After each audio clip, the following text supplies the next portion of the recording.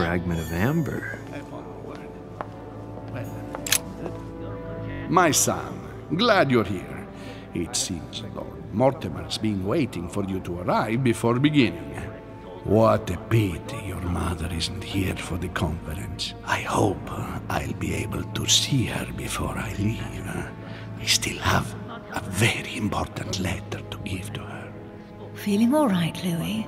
You look like you're miles away. Everything's fine. Don't worry. Lord Mortimer wants to talk to you, Louis. Don't make him wait. Indeed, I rather believe he did. I heard something about it, but I heard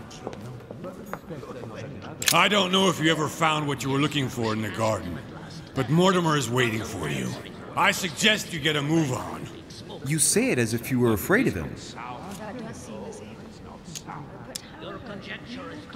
What frightens you so much about him?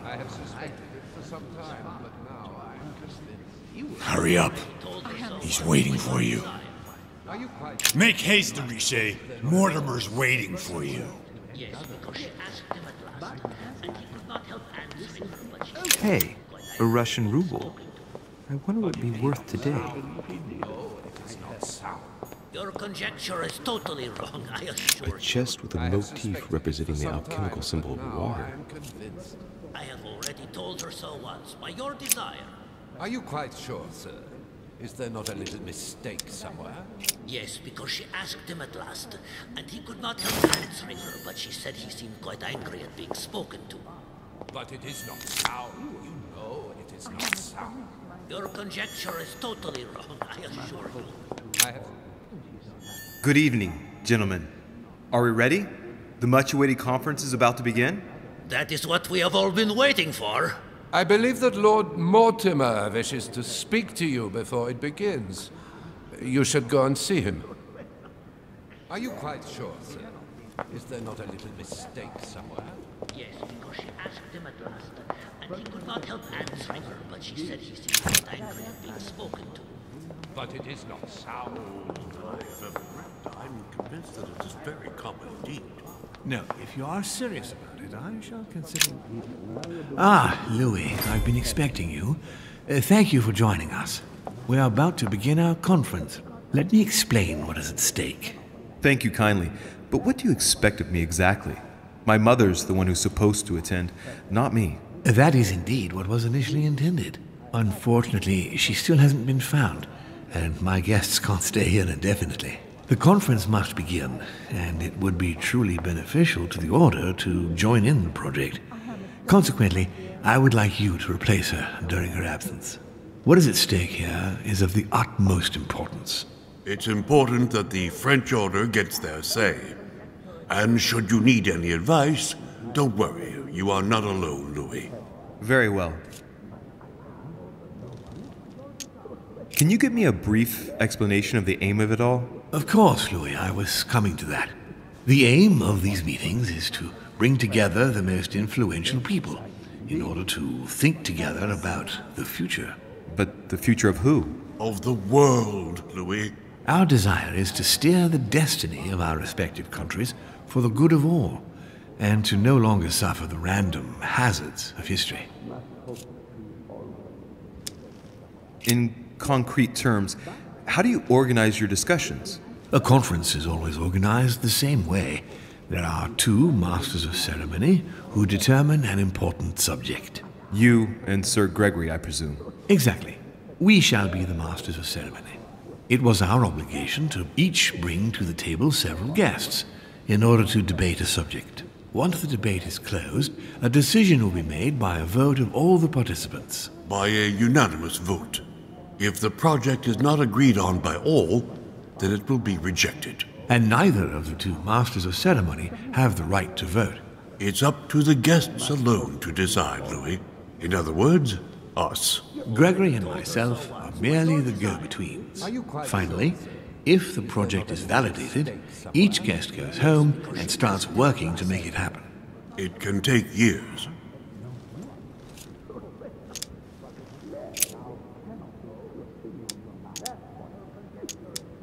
Can you give me an example of an event that was decided here before being implemented in the outside world? Well, take the French Revolution.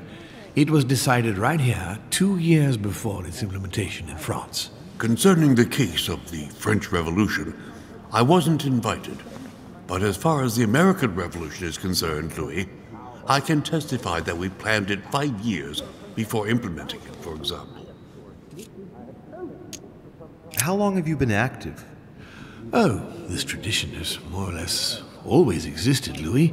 It has continued from generation to generation.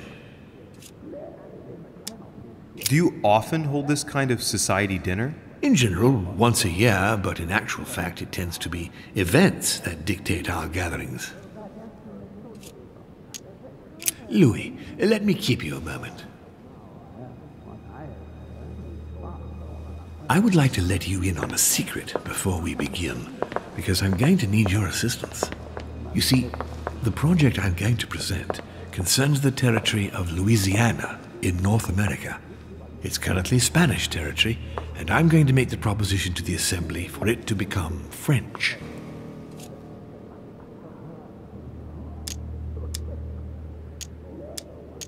But how does that concern me? Well, you see, I prepared this project with your mother. We began thinking about a crazy idea. Unfortunately, Sarah went missing before getting the bigger picture. I don't intend to stop at Louisiana.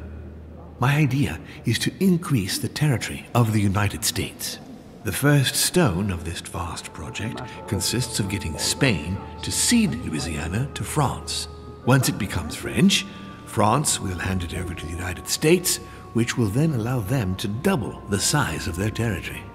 And that's where you come in.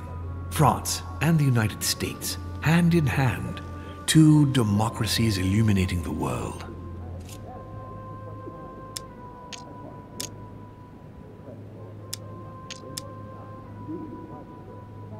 Lord Mortimer, I'm sure you're aware that Louisiana is hardly prime quality land. I wouldn't be exaggerating to call it marshland.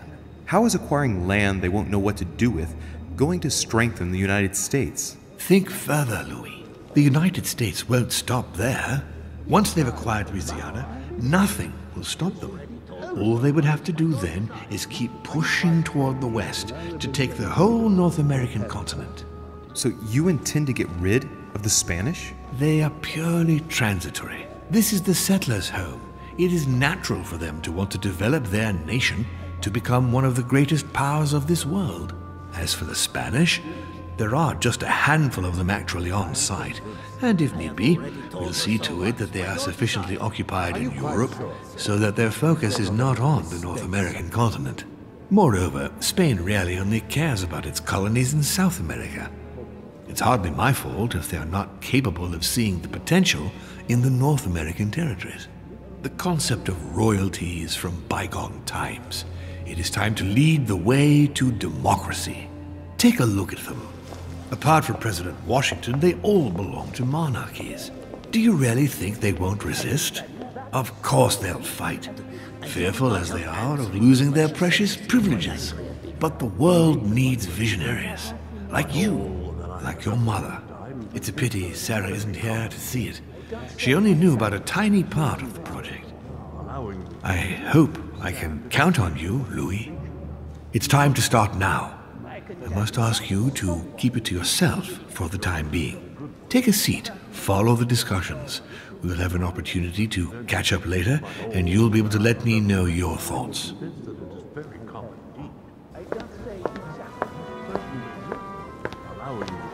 My friends, I propose we get started.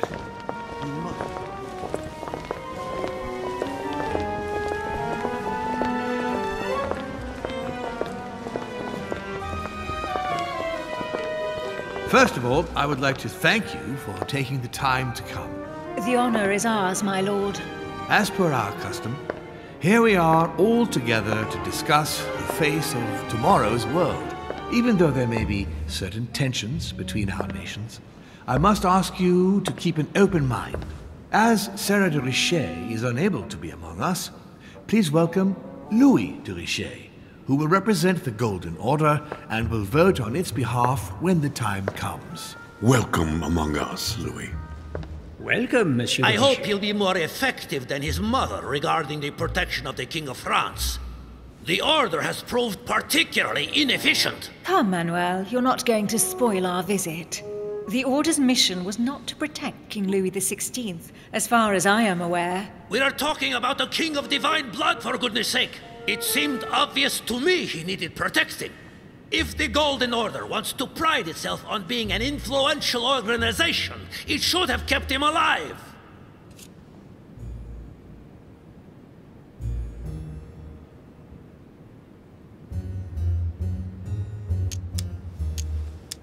Thank you all. I am honored to be among you today. I will strive to represent the interests of the Order as best I can. Perhaps we may begin, Lord Mortimer. Certainly. I have a dream that our nations will continue to support each other, more now than ever before. A dream that, for the sake of common good, we will do what it takes to ensure stability in the modern world. I have a dream that we shall lead by example and ensure that the American territory may remain in peace. Thank you for the thought, Lord Mortimer, but I don't see where you're leading. I'm coming to it, Mr. President. I need not remind you that North America is currently divided between the United States on the east coast and Spain, which occupies the remaining 2/3 of the continent. Well, I propose that Spain cede the center of the continent to France, namely all of Louisiana. Louisiana? But, well, it is not for sale. Lord Mortimer, I sincerely hope I have not come all this way just to hear you ramble on about what Spain should and should not do. When we went to all the trouble of gaining the territory a few years ago, it was not just to lose it today. Have I made myself clear? What did I tell you, William? You speak of union, and yet here you are, about to tear us apart. Duke Manuel, I perfectly understand you. But rest assured, you will soon adore my proposition. You shall see. Well, since you give me the choice, my good fellow, allow me to doubt it. However, I am impatient to hear what Spain could possibly gain from the sale of Louisiana. I never spoke of a sale, my good fellow. What? I do not understand. There is one more territory left to conquer, if I'm not mistaken, in the northwest. It is, of course, occupied by your notorious Indians, but... We shall soon be rid of the savages, so that is not a question.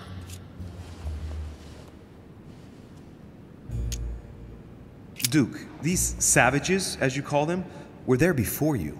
They are on their homeland. As much as the black people of Africa, Monsieur de Richet. That does not stop your dear France from massacring them and sending them like cattle to Mr. Washington's cotton plantations to provide him with cheap labor.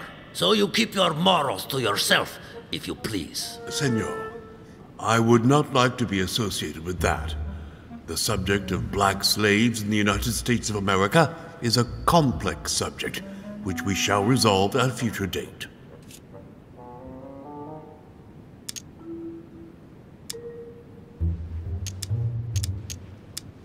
Senor Godoy, you must know that France will soon ban these barbaric practices. Oh, do not get on your high horse, Monsieur Frenchman. The only reason why France has ceased trading in slaves is because of the commercial blockade that Great Britain has imposed against you. The instant the shipping lanes have been restored, France will again treat these people like cattle. Come now, my friends, let us not digress. Anyway, these primitive people have no souls, Louis. We bring the good word to them in order to save them. You'll see. Colonization brings with it many benefits, too. Excuse me, if you don't mind, Your Eminence, I shall continue. Duke Manuel, I believe that Spain should cede Louisiana to France free of charge. This is utterly grotesque, Lord Mortimer. What a strange example you set for your young protégé. Isn't that so, Monsieur de Richet? Do you understand anything of this proposition?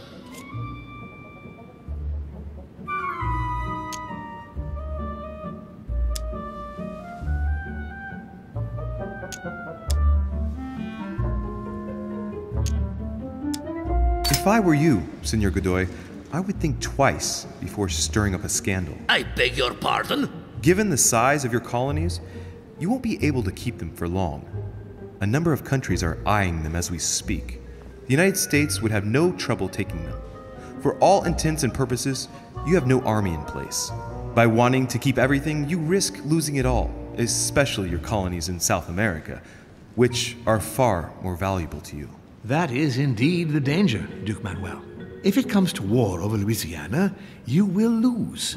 And probably a good deal more than you now imagine. Young man, you are indeed a dark horse, aren't you?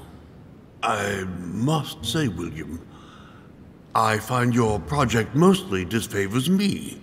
I thought you were my friend. And I am, Mr. President. That is why I'm doing everything in my power to calm your expansionist fervor.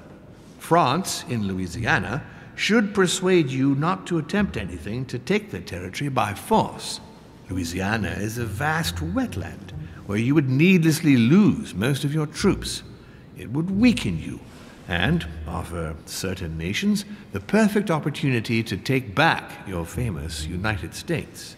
I am protecting you from yourself, George. Trust me. I understand. But with friends like you, sir, I certainly don't need any more enemies. I hope you know what you're doing.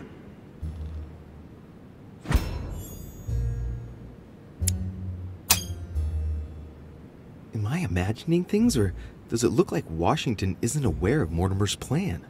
Not to put too fine a point on it, Lord Mortimer, but I doubt the Holy See would be in favor of Catholic Louisiana being handed over to secular revolutionaries and king killers. I should think Monsieur de Richet has an opinion on this subject, does he not?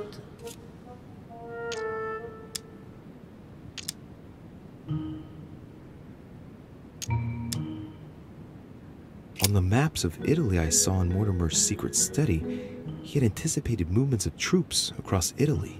I wouldn't be surprised if he's planning an invasion of Italy by France, and if I push the notion a bit further, I can well imagine that Bonaparte's cannons, financed by the Order, will be used for that purpose. The noose is tightening around poor Piaggi's neck without him even realizing it. I don't know if I'm the best person to speak about that, Your Eminence.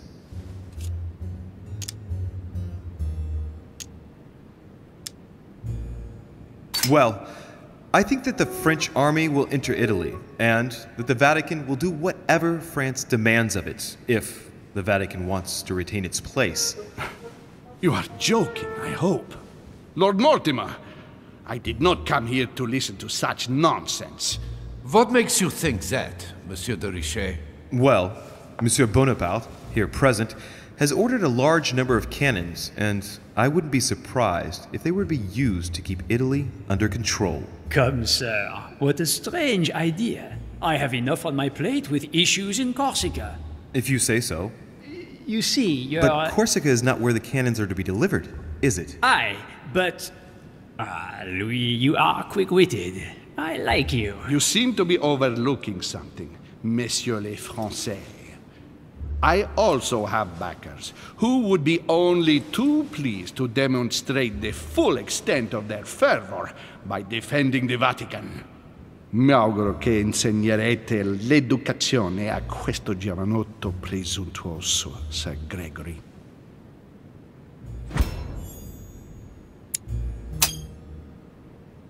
I hope that you will teach this pretentious young man some manners, Sir Gregory. It looks like I won't be just making friends here. In any case, my lord, I doubt the English crown will agree. Ich will sicher Ihnen, Emily. Nie Preußen wird diese Vereinbarung akzeptieren.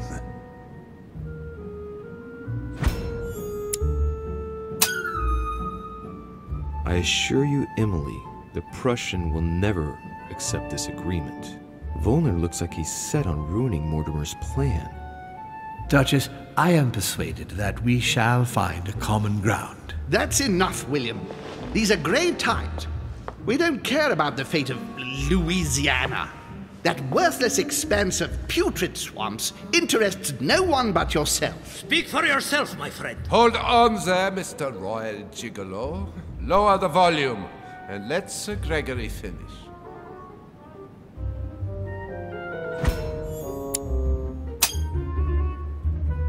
Home, Godoy, and now Volner? Mortimer's adversaries are ready to tear each other to pieces, and he takes a malicious pleasure in watching it happen. How dare you! Gentlemen, let us try to remain calm. There you are, William. See where your projects have taken us, as per usual. Chaos! That's enough. I'm tired. We shall continue this discussion tomorrow, but please be aware that your project will never be ratified. Those who are opposed to this project, follow me.